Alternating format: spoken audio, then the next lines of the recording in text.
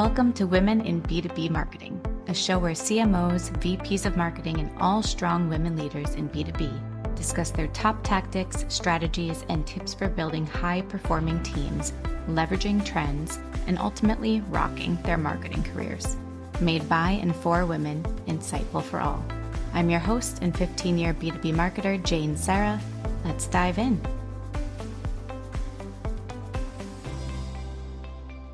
Well, hello, everybody. Thank you for joining us today on Women in B2B Marketing. And today I have with us Cassady, VP of Marketing at Beyond. So excited to have her. And she is going to tell us all about her story from comms and branding to VP and talk all things from PR, comms, content, community, and her journey overall and getting into revenue and the numbers side of things. So welcome. Thank you for joining us, Caitlin. Thanks for having me, Jane. I'm super excited to be here today. Yay. Let's see. Let's dive in. I was doing a little LinkedIn snooping and checking out your background. And I think if I have this right, because sometimes LinkedIn can be a little off on real life, different details of how people get started. But I think I saw that you started out in reporting. Is that right? Yeah, I would say the consistent thread in my career journey has been a love of stories. So I started out in journalism, very aspirational, 22. I was convinced I was going to be the next Pulitzer winner. I had the incredible... Still could be. There's time. Absolutely. Yeah. I had the impeccable timing to start my journalism career right as the economy was crashing in like the late 2008, 2009 period. And so I pivoted to tech PR because I was living in the Bay Area at the time. They were hiring. It was something where I was like, great, still stories. And I fell in love with tech. There's always something new. There's something exciting. Like I love trying to figure out like the intersection of like those technologies that were maybe going to make the world a better place versus those that were just fun to play around with. But what I realized is like was this whole different type of story that I could tell when I was working within a business as opposed to reporting on someone. So I started out at a PR agency, made my way to do in-house communications, and being the ambitious human that I was, I kept seeing other things that I thought I could do well. So at one point, a company I was at lost a content marketer, and I was like, oh, I can help there for a while. Fell in love with the idea that you could actually tie business revenue to content marketing in a way I couldn't do with communications. Yes. And so that really spurred me to go down the path of corporate marketing, communications, AR, branding, playing around in that space. And I just had the incredible journey of like working with some awesome leaders that like helped me realize like there's always like there was the story, but there was the data that underlied the story and like how could I work within that? And so I still feel like that's like the biggest part of my journey is like I look for the story, but then you look for like how the data supports that and how you use that to like build the company. Yeah, and see what's actually working and resonating so you can do more storytelling on that side of things. Exactly. Because like the story relates to everything. The story relates to like how you as a business are rallying around a new product. It relates to how different customer profiles or personas are like, if that story is resonating with one, not another, like you realize like maybe you need to do some more work there. But like how that story lands is actually integral to a lot of marketing. And I don't know, I think that maybe at some point we as marketers were tired of being labeled the arts and crafts department. And so like yes. we're having so much more data, which is critical to marketing in today's world. But at the end of the day, we're all still human beings and stories are what capture our attention. So true. And yeah, how many times have we all heard as marketers, oh, you're going to make this look pretty? I still hear that. And I always respond very coldly and bluntly to that ask. Like, no, that is not at all what we do. But yes, we will get this done. Yeah, that's definitely like, it depends on who it is for me, because sometimes it's an education thing where I'm like, yeah, by make it pretty, you mean like give it supporting stats and a customer story and then also work with the design team. Yes, I will be doing all of that. Where I'm like, exactly. Also, to be clear, like I'm not the one who's actually ever going to make something pretty visually. Like Canva is my favorite because at least I can get somewhat there, but like I'll just lay down and cry if someone asks me to like upper in design. Exactly. Like we must get confused for the design team so much, or the poor design team is probably never getting credit, and I'm sure they hate hearing "make this pretty" also. Yeah, I think that's part of like I don't know any marketing team that doesn't have like a bit of a problem marketing themselves. I think we get so excited about doing the Yes. external marketing and there's always the next project or campaign to roll out. And we forgot to take the time to celebrate like what we did and educate people on like why we did it and how we did it. And I've been doing this Yes. for like 15 years now, and every Right. marketing comms team I've been on has that problem. And so it's something like I want to actively work on in this role at Beyond is like, how do I make sure people understand at a better level, like what does my team do? How are we helping move the business forward? And like, that's on me to like help move that, to like push that further. I love that because so when you were saying that, it made me think of two things. Number one, it's not just me because I'm horrible at marketing myself. I'm horrible at talking about myself. You and I both talked about this, but I also have that problem as a team leader, right? Is making sure that my team is getting credit for things, but beyond the credit point, it's showcasing to the greater team at the company all that marketing is doing and the impact that we're having and showing those numbers. I know I fall into just kind of focusing on my team, kind of insular and us moving things forward and getting projects done and forget to then share that. I kind of assume that everyone knows what we're doing and sees that, but that's never the case. So it's such a good reminder. Yeah, I heard this in a different context, but I feel like it applies so well to like B2B marketing in particular is that revenue is a team sport. Like revenue is everything we're all doing together. And I've always looked at it as like sales and CX are my customers, my internal customers from a marketing perspective. But Yep. I think the more like we can educate marketers on like that mentality, it just helps us be more confident to go in the conversations and be like, yes, like this is super exciting how we've all driven these leads into sales, but not just that. It's more about like, how have we helped move the business forward because of the campaigns we've worked on with our sales teams, or like if retention is a big focus for you, like thinking about like how do you structure that with your CX org and make sure that everybody really feels bought into it. Because that's one thing that like I heard from a past boss where she's like, everyone knows marketing is important, but the reason there's so much data and metrics out there is no one understands how it's actually happening. And so I think that was a big key like aha moment for me is like, how can I Yeah. better educate my counterparts on like what we're doing and why, so that it becomes more of that like team sport mentality around revenue.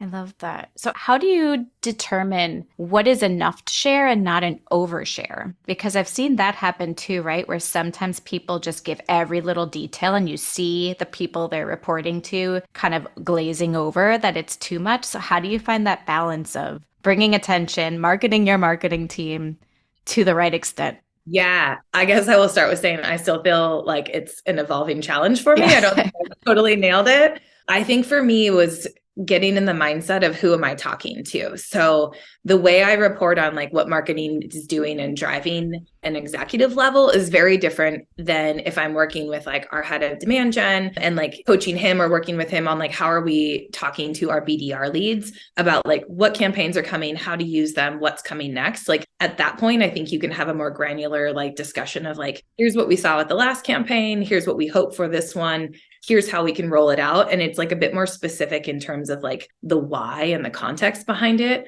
Whereas Yeah. when you're rolling up to like a monthly report on like what marketing drove, it is more about like, here's the pipe we drove, here's the channels, here's what worked and why, and then here's what didn't work and what we're doing about it next. So I've been trying to think about that of kind of because it goes back to my storytelling answer is like, it's about the audience and like, Yeah. find that baseline of like how much detail helps them versus how much detail makes their eyes glaze over and they've stopped listening. Exactly. Cool. I love that. Storytelling and really just marketing your own marketing efforts Yeah. internally. So important. And I feel like it just always gets last priority because there's so much that has to get done to actually hit your goals that it kind of comes last to think about sharing that with others internally. Yeah. It's something that I think, yeah, again, like I think marketers are bad at. And I don't know if it's just the type of person that goes into marketing that we're bad at, but Yeah. I've been talking lately with my team and like we're trying it over like this current quarter and we're going to try and continue rolling it into like the rest of the like spring and summer too, is like once a week, what's a big win that we want to share in like our public Slack channels where we're like, whether it's like a campaign that worked better than we thought or like some foundational thing we fixed to make the lead process better. But like, what's the one win a week we're going to share as a team? And I think that then helps everybody feel like they're part of it too, where it's not Yeah.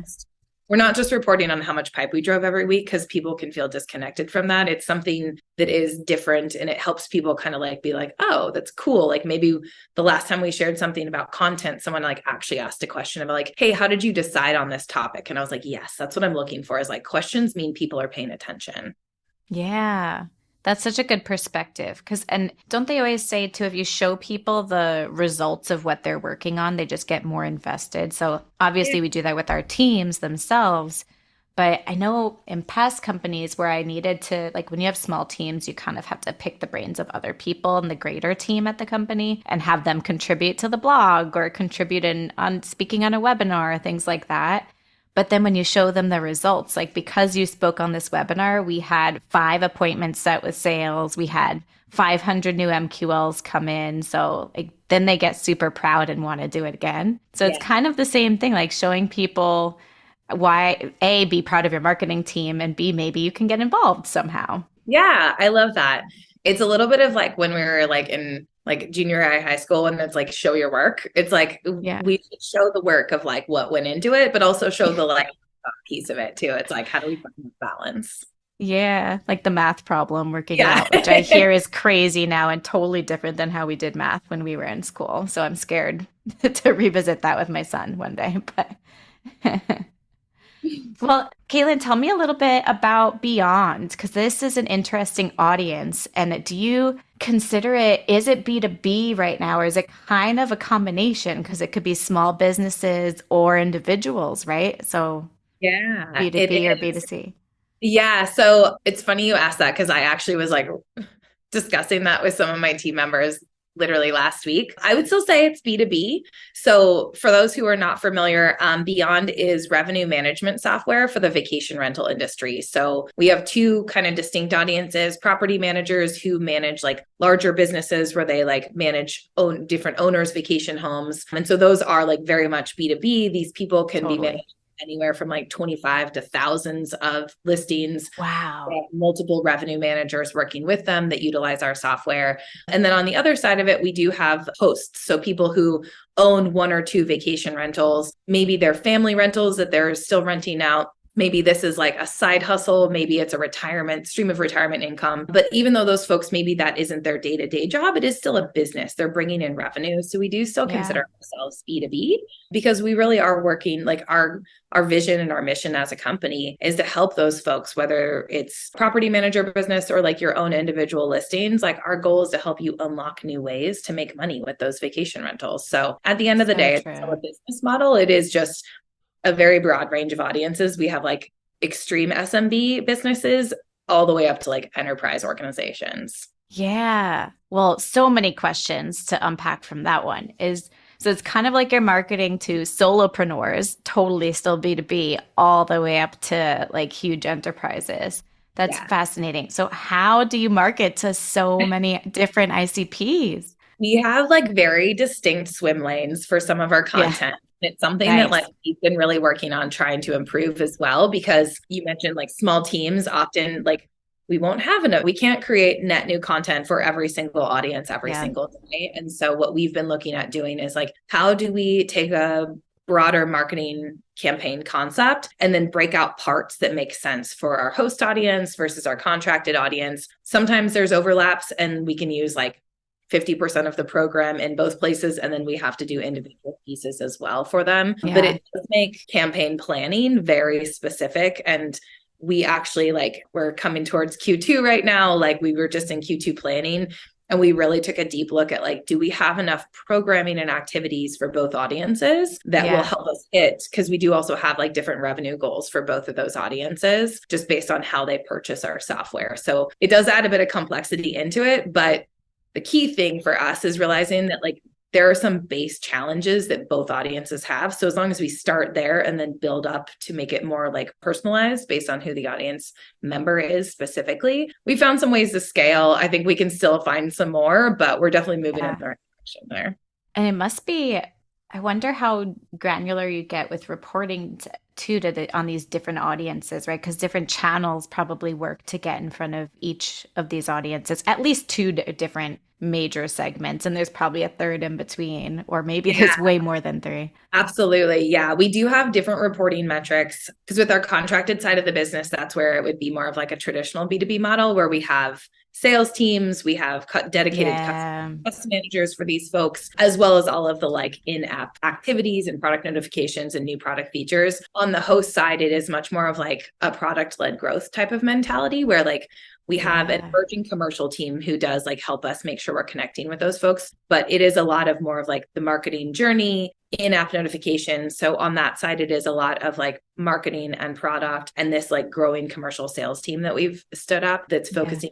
So we do have different business metrics for both sides. So we do look at different reporting. And that's something for me is trying to figure out how do I make sure some of our marketers are more focused on one audience or the other, but we never want to build silos. And so it's making sure how do we all feel comfortable that like we still have one ultimate like revenue goal or metric as a marketing team that we're going after, but we're probably all contributing in slightly different ways to help us hit that.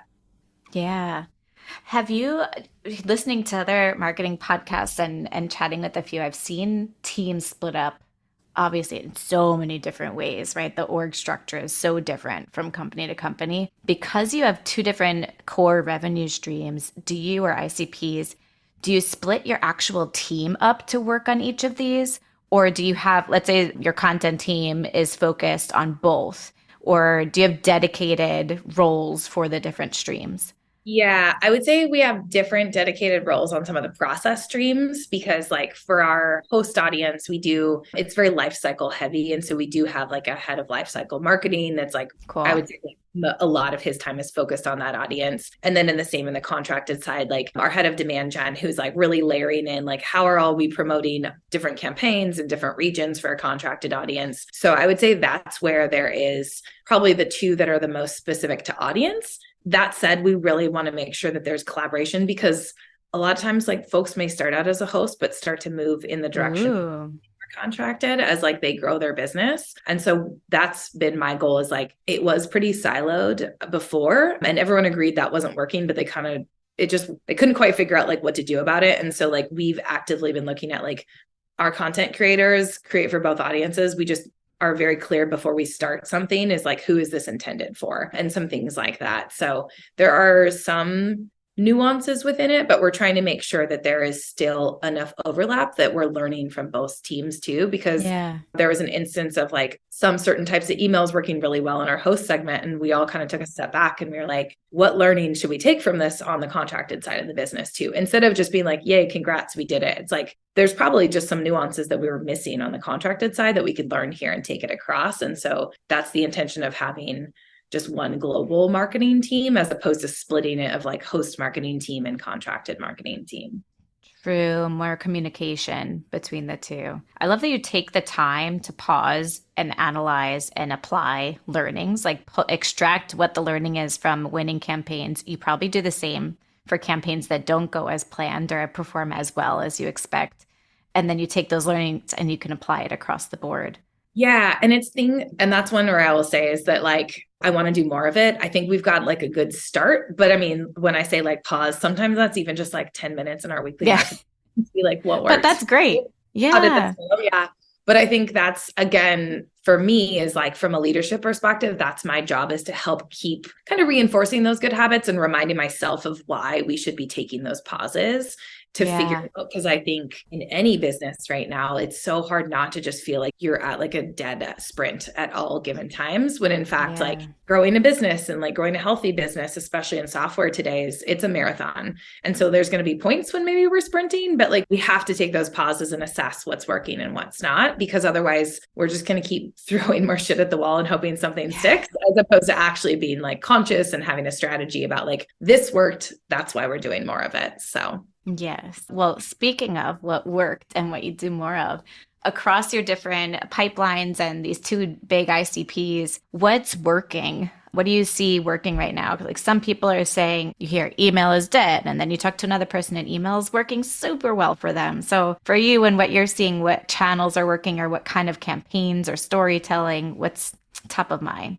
Yeah, it's such a great question. And I think for me, so like I've been at Beyond for 6 months now, and it's a new vertical industry for me. I spent the last like close to decade in marketing technology.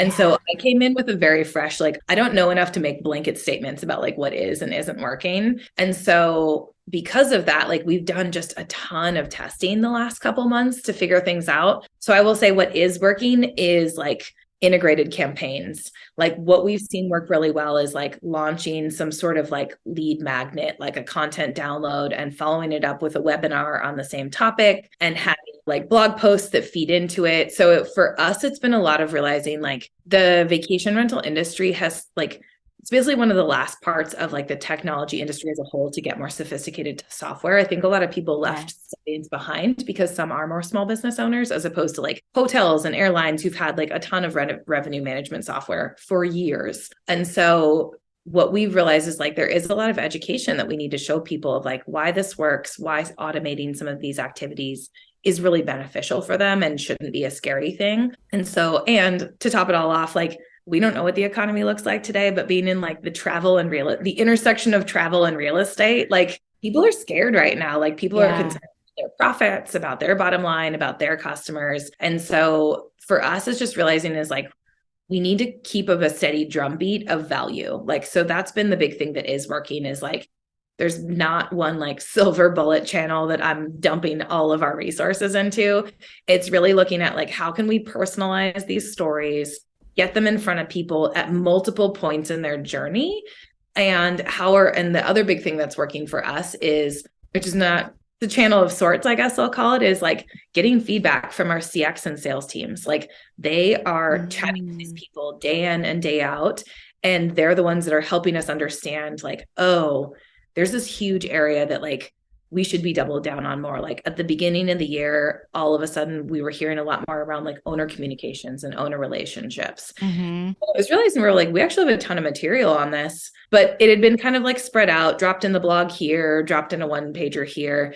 And so what we did was actually collect all of it, put kind of like a new oversight point of view, whatever you want to call it, in front of it. And we ran a campaign to just like help our customer base understand like, hey, here's some ideas about like what you could be talking about, how you could use data from our system to like improve those relationships. And it went great, but it's like we needed the CX team to be helping us understand, oh, this is a good topic for us to start testing out. So I'd say is like, that's probably our most successful channel right now is building up those feedback loops and then using all of the like tactical channels to just experiment on like what's landing well, what's the cadence with which we should be rolling some of these out, like new topics versus just like a continued iteration on like a current topic. Yes. You're making me think I need to schedule another CX brainstorming call because every time my team meets with any group from the CS team, it's just gold after gold after gold. Like we record every time because we want to go back and be like, okay, well, this was a case study opportunity right here. And then these topics are coming up. We have content on this, we don't have content on this, so we need to create. It just helps us prioritize and reframe. So that it's so true. It's such a critical piece. And like, I think it's easy to just get caught up in like, oh, well, we just need like one more blog here. Or like, sure, let's just get another case study. But when you actually go sit and chat with people, like, yeah, like our CSMs are on the front line every day. They're the ones hearing about the challenges. They're hearing some of the frustrations. And that is like, we want to create value. We want to create like more outcome-based campaigns for us specifically. And so that's how we figure out which outcomes are going to drive, like going to resonate the most with our audience. Yeah. And it just creates that feedback loop. I had a boss who talked about this a lot in the past, where it's the idea like the more you learn from your CX team as marketers, the better your marketing gets, which improves the velocity of sales. And it also then makes the CS job easier. So it's like this like beautiful cycle of like, if you're all listening and learning from one another in that feedback loop, your marketing continues to improve. Sales gets faster, CX has more realistic expectations with these customers because they learned everything in their like journey to purchase. And really just create a more healthy, holistic company if you're all working together in that kind of feedback cycle. So true. It creates a flywheel, right? It Of does. just constant improvement across the board and helping everyone. I wish I could remember what she called it. She had a great name for it that I'm going to remember once we stop Right. talking. If you remember it after, just ping me and I'll put it in show notes because that would be Excellent. great. I will do And who that. this was too, if you remember, I can link Her name out. is Jocelyn Brown. I worked with her when I was at a company called Allocadia. She's based in Toronto. She's a delight, but she's like CX sales CRO leader that I worked with there. And she had Cool. such a good grasp of like how all of the go-to-market teams could and should work together. I love that. Yeah, if you think of the term, let me know because I'm all for this. And it goes back to what we said before too, right? If people know they see the impact they're having, they feel more invested. So it also probably helps with morale of the company because you care about the CS team. They can do more than work with clients, which is already huge and valuable. But then they're also contributing to marketing and which is helping sales, and it just keeps that flywheel going. Yeah, exactly. So cool. Well, you also touched on, I want to go deeper into this, that you had come from the MarTech side of the world for like 10 plus years. And then you came into this vertical, the kind of tourism and vacationing, et cetera. How has this pivot been? And tell me about your journey. And I mean, I imagine, I don't want to put words in your mouth, but imposter syndrome was probably a thing at first. And you've obviously overcome that with your recent promotion to VP marketing. So congrats on that side. But yeah, walk us through. How was that journey? Yeah, honestly, it was fucking terrifying to start. I'll be Yeah. so blunt about that. Yeah, I'd been in MarTech for so long that I knew who the analysts were. I knew what the ecosystem looked like. I understood some of the nuances of like how partnerships should look. I could talk about like the challenges of a marketing ops purchaser with my eyes closed. But when I was looking like last summer, I was at a company that got acquired. And so had to start finding a new job. And I really took a step back and realized that like while I could do all of that in my sleep, because of that, I just wasn't feeling very creative anymore, to be honest. Like Yes. it felt like I had like hit a tipping point in marketing technology that maybe I wasn't pushing myself anymore. I was just kind of relying on like what I knew and what I'd done in the past. And I started chatting with the team at Beyond, and it came in through actually the Women in Revenue Network. And so like I started conversations there and realized like there was a lot of application. Like it's still revenue management software is still about like creating efficiencies, about like finding ways to like get new levels of profitability, drive more revenue. And so like all of that tech side actually still made sense, but it was just like an entirely new ecosystem for me. So I dove in, started trying to learn as much as I could, had massive imposter syndrome that I did not understand some of the nuances and felt like very uncomfortable, honestly, for the first couple of months that I was leading a team and telling them how to get processes in place and starting to try and roll out these integrated campaigns. And in the background, like people would be talking about stuff on meetings and I'd be like frantically Googling on the side, like what that acronym meant because I didn't know. Yeah. I will say like I was very lucky that Beyond is like a pretty horizontal org and like curiosity and like asking is encouraged. And so I did just ask a shitload of questions of people over and Good. over again and started to get there. But yeah, it was a challenge, but I'm so glad I took it because now I'm actually feeling like so inspired of like, what does this new vertical mean for me? Like, how can I make an impact here? How can I learn more? And recognizing that like stories translate across industries, like that love of storytelling that I have and that natural curiosity for like, how can I drive someone to like take an action because of like a story we're putting out into the world, that still applies. You just need like different inputs for it. So I think there was a level of humility of like recognizing like I'm no longer the expert on the industry. And I still am uncomfortable with that because I'm in general uncomfortable when I don't know everything. And that's a me Yeah. problem. I'm working on it. But yeah, it's been this incredible journey. And I will say, as the other part of you kind of called out, like the imposter syndrome side, is how often do you hear about marketing leaders that come from like the comms brand side of the world? It's pretty rare. Like it's most of the time product marketers or demand gen marketers that make that leap into the VP role. And I was scared that my brain thinks in stories first and data second. It doesn't mean I don't Yeah. pay attention to data, but like my natural instinct is story first. And I was terrified that I wasn't going to be able to hack it. But a couple months in, I realized like I was having all these great conversations about like, here's what the data shows us and here's where the story should go. And I realized I was like, just because I wasn't the one leading demand gen conversations for the past, let's call it 15 years, I was actively involved in them as like a head of corporate marketing or like a comms leader. And I know it and I believe in it. Like I understand the flow of like, how's that top of funnel story going to feed down to a better sales outcome? And I also have a great boss who told me point blank, she was like, we have a lot of data-driven people here. I think it's actually like great for us to have a storyteller in the mix and remind ourselves that like capturing someone's attention should still be the ultimate goal. We just need to make Yeah. sure we're doing it in the right way with the right data. So Yes. I still don't feel like I 100% know what I'm doing, but I feel a lot more confident that like even the guesses I'm making are probably pretty well educated guesses at this point.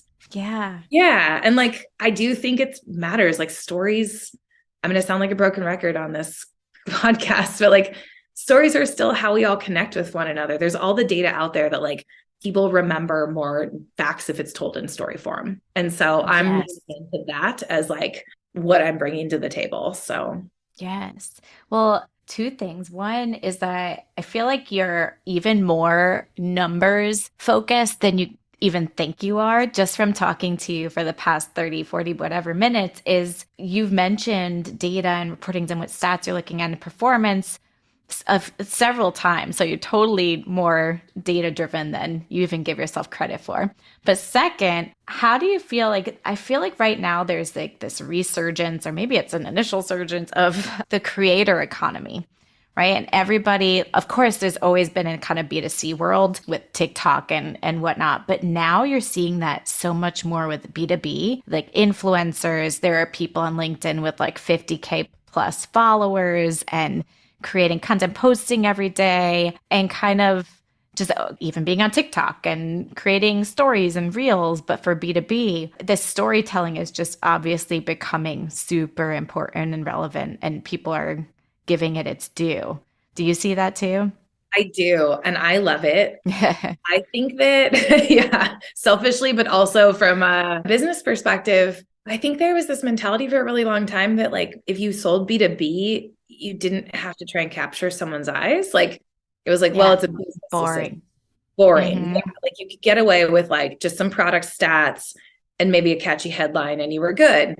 And I mean, let's be real, like big companies still had that. And there's always been creative campaigns that came out of even like the most like typical IT, like kind of button up companies like Intel or Dell. Like they still had like creative ad campaigns, but I think there was this recognition, and maybe it started in the midst of COVID when we were all locked at home anyways. Like there was this real blurring of like, are you looking at business content? Or are you looking at personal content? Because Yes. living and breathing through screens. But I do think it helped accelerate what was probably already happening out there is like, even if you're selling a business deal, you are talking to a human. That human is a consumer in some way, shape, or form. And you have to talk to them like a human. You have to convince them that this is going to make their life better in a professional sense, maybe just not in a personal sense. But Yeah. I think that that line has been blurring pretty steadily for probably the past 5 to 10 years, but it's really accelerated now where I think we should be more critical of B2B content. Like there's a lot of lazy content out there. And honestly, I'm not proud to admit it, but I've put some out in the world too, when you're just trying to check a box and get a campaign Yeah. out.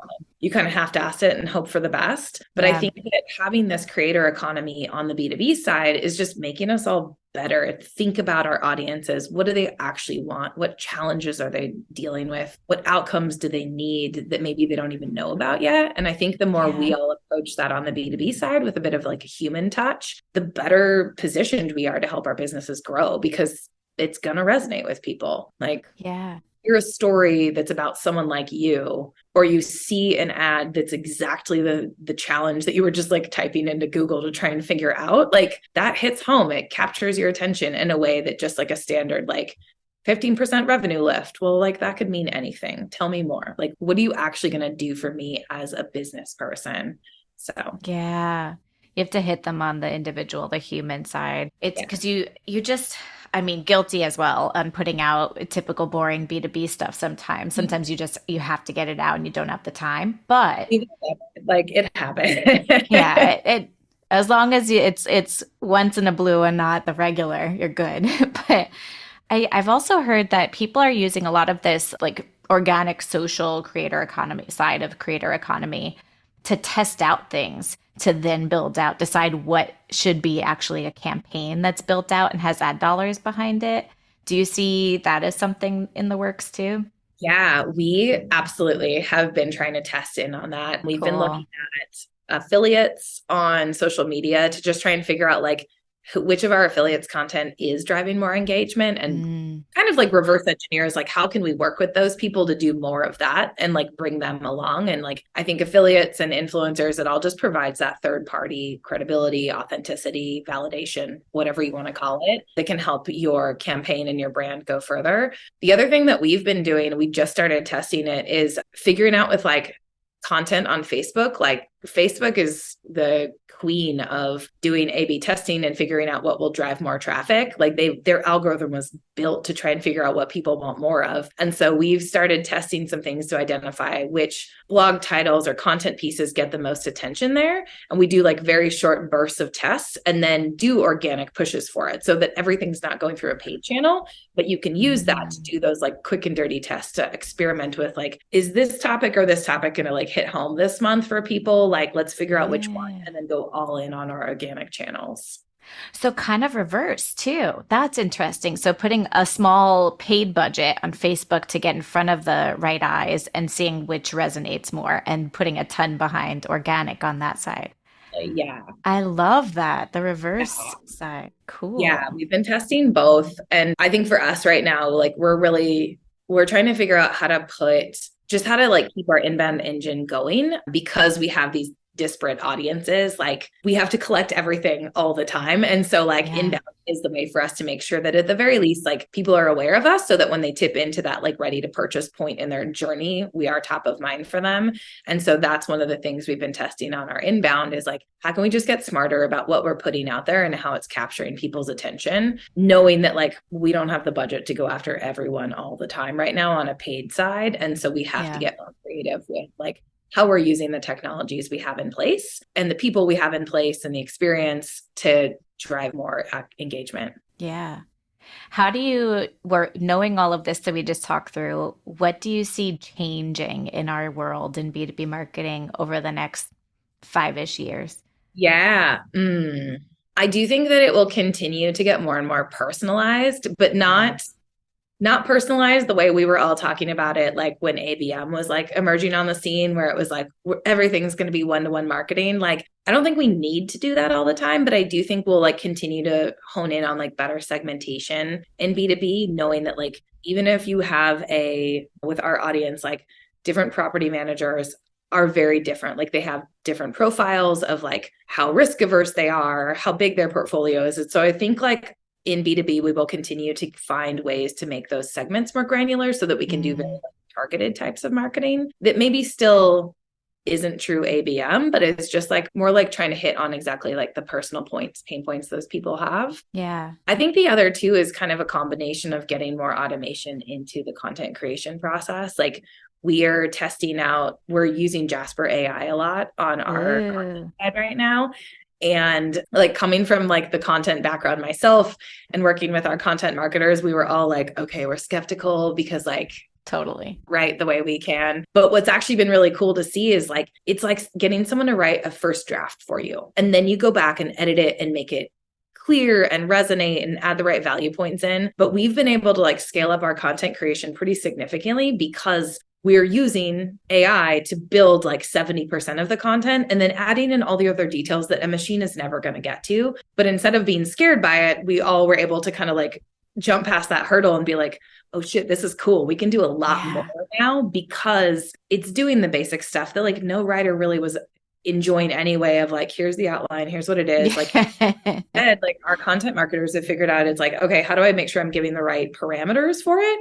And it gives like 70% of a blog post that then I can take and expand into something different or like target to different audiences. And so it's really just like using their strong content marketing capabilities for that final piece to make it great, as opposed to like spending all of this effort to like get it halfway there and then they get pulled into a different project. So yes, it gets more of their work out the door.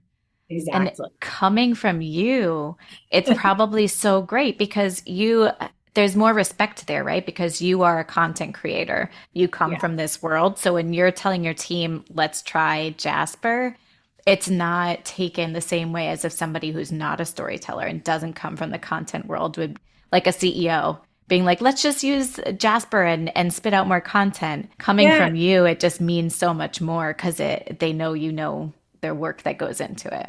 Yeah, I think that that was part of it. And like me admitting too, where like when it first came on the scene, I was like, never, no way, no, Yeah.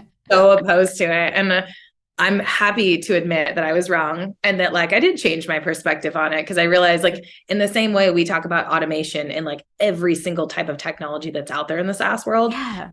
this is a way to automate the pieces of our job that were like boring or took too much time. And now we're using our time to focus on the parts that will make this content great. And so that was a Yeah. big mental shift for me. It took me longer than I'm proud of, but like I got there. It's great that you owned it though, right? And you changed your mind. So I like to ask guests what their favorite tech tools are right now. So MarTech, kind of a spotlight.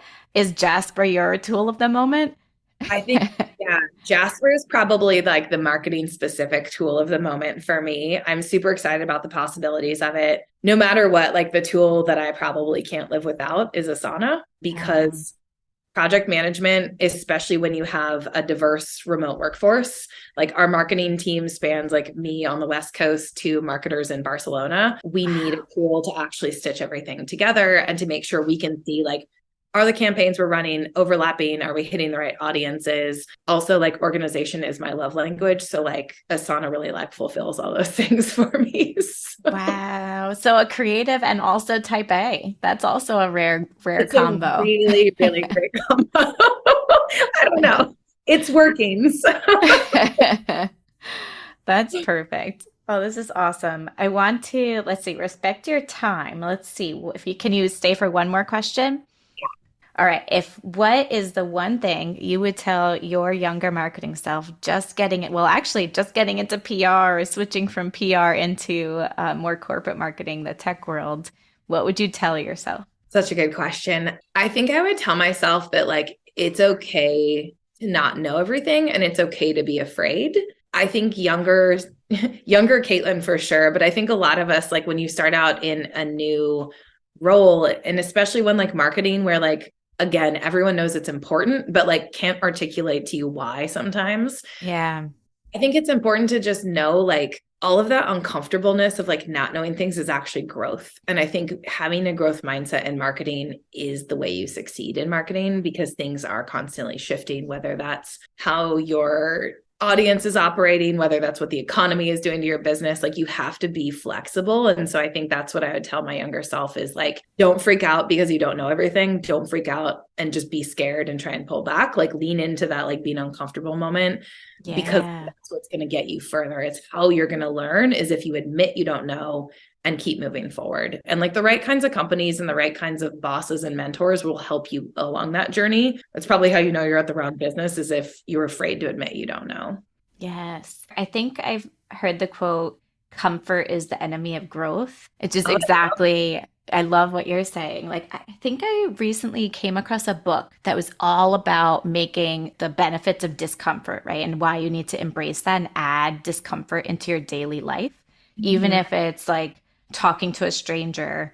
I think that maybe it was Jay Shetty. I don't remember. I'll look it up and I'll put it in the show Yeah. notes, but something like if you're out riding a subway, which Mhm. people are getting back to now, right? And then usually you headphones in, face down in a book, just kind of in your own world, but the discomfort of the challenging yourself to talk to somebody on the subway car with you, just little daily things to help Exactly. yourself grow. I love the idea of little daily things. I read a book a while ago. It's called Imagine It Forward. It's written by the former CMO of GE, and it was her journey to becoming the CMO. But she wrote a lot about like being comfortable with being uncomfortable. And Yeah. I was at a pivotal point in like my personal life and career where I was like, I hate everything about this, but I think she's right. And it was like I had to like Yes. start forcing myself to like just live in that like we don't know yet. It's uncertain. You can't have like a set 6 12 month plan.